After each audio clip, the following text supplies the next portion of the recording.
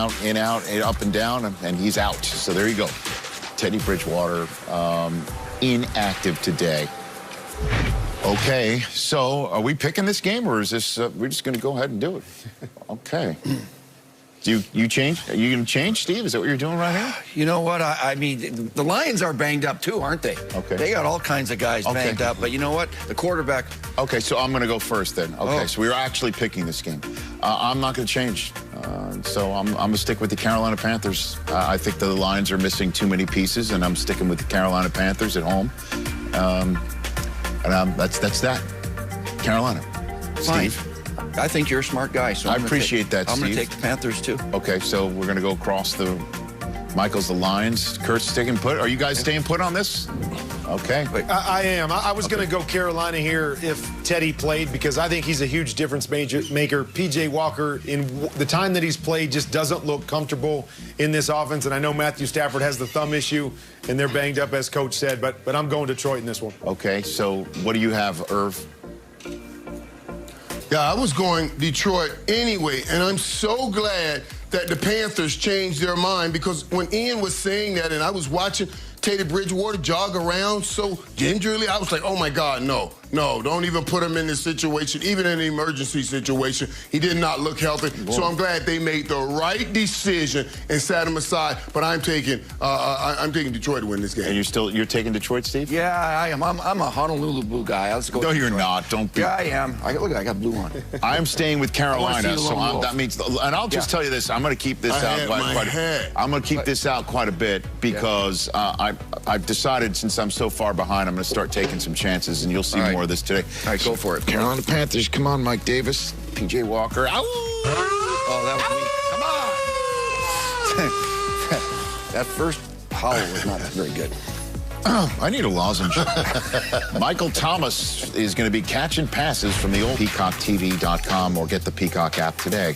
Who's winning today? I am 8 back now after a week going 11-3. Mooch, you and I had the best week last week. Yeah. Fortunately, you and I were the only ones on this list, however, who chose Arizona on Thursday Night Football. Darn it. I know. So let's get right back out of here. New England and Houston. I said I was going to be taking a lot of shots today, but I'm still sticking with New England in this one. I think the Patriots are getting things a little bit more on the straight and narrow. Cam's more himself. Stephon Gilmore's back. I'd take New England in this one. I will, too. I think the Pats are playing pretty darn well, really, on both sides of the ball. They won that big game against the Ravens in the rain, and I think they're going to make a push here going forward. I agree. I think they've figured out how they want to play football, and they've got the formula down that they're going to use. And you look at this Texans team, they struggle to stop the run. I think it's the Patriots win here. Yeah, and across the board, I also think it's a Patriots win. And I feel good for Cam. I'm happy for Cam. Cam replacing a legend and responsible for a legend in Bill Belichick. I must mention that's Cynthia Freeland and her projection are lone wolf in this. She says that the Texans are going to win this game, and is saying that it's going to be a nice day for Deshaun Watson. So, Dolphins and Broncos, I'm going to go first here. Can I even call my shot and say I think the Dolphins are going to go into the Week 14 game against Kansas City, having never lost under Tua? I think Tua wins this one. And he's going to win his next two as well. I'm very high on the Dolphins, the way that they're playing, and I take them today. You know, and it's not just Tua. I'm taking the Dolphins as well. It's not just Tua. He's playing well for a rookie and all that good stuff, but they're not counting on him to make all this plays and touchdowns and yards. They're playing great defense. They're playing great special teams. This is a football team that's playing well as a team. That's why they're going to put these. This could be their 6th win in a row, and they're on a roll. You're right, Coach. I would say it starts with those other pieces you're talking about, specifically on defense, but I love what I'm seeing from Tua. Every game, they give him a little bit more. He does a nice job with it. He continues to deal the football, make good decisions, not turn the ball over. I love what this team is doing. I'm going Miami as well. Well, you guys know I'm from Miami. I am the 305. How can I not? I love Miami. Gosh. I've been with Miami all year long. I've been here right Says the champion of the reigning champion of locks of the week, because he chose against the Dolphins every week last year, Mr. 305 himself. Cynthia's projection is in agreement with all of ours, or I guess we're in agreement with her projection. Predictions presented by Lexus. Steve, you're up first. I got one this time.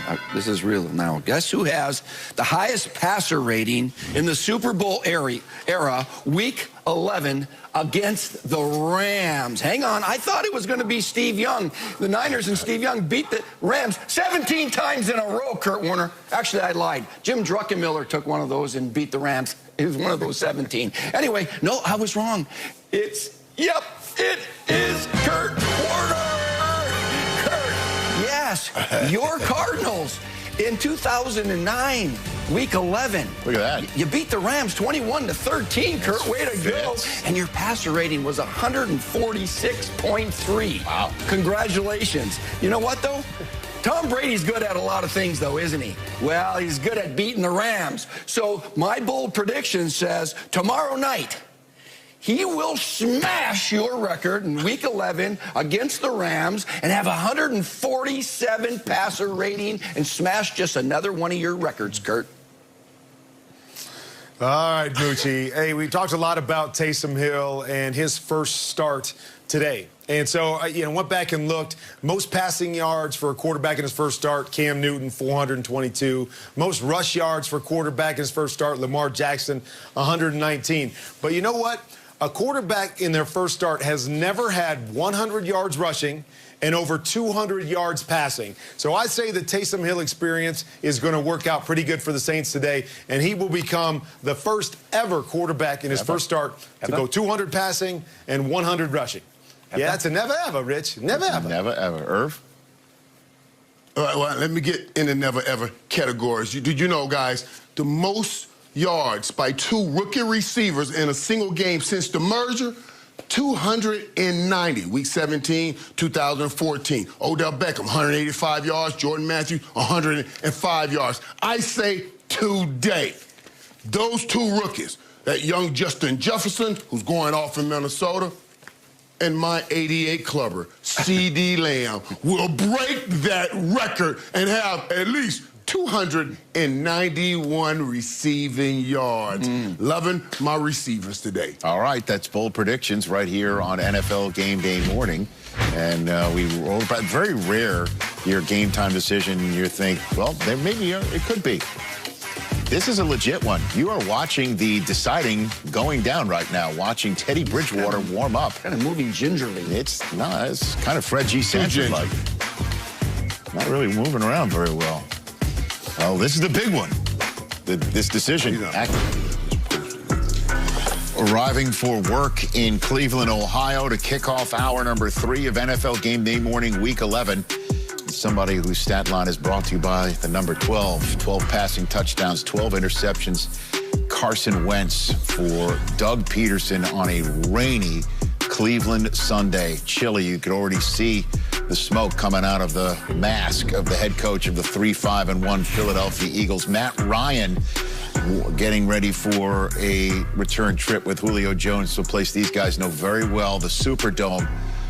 Nobody's matched up more against each other than Matt Ryan and Drew Brees of current quarterbacks 23 times, but with Drew Brees on IR in the next 3 weeks, that number will stay the same because this is the first of 2 matchups in the next 3 weeks between the Saints and Taysom Hill and the Atlanta Falcons. Ian Rappaport, I give you the floor on the big story of the day. Well, Rich, everybody wants to know what went into this decision for Saints coach Sean Payton to start Taysom Hill and not Jameis Winston, who, of course, came in and filled in for Brees last week. I talked to several people involved in this, and from what I understand, this is the biggest factor.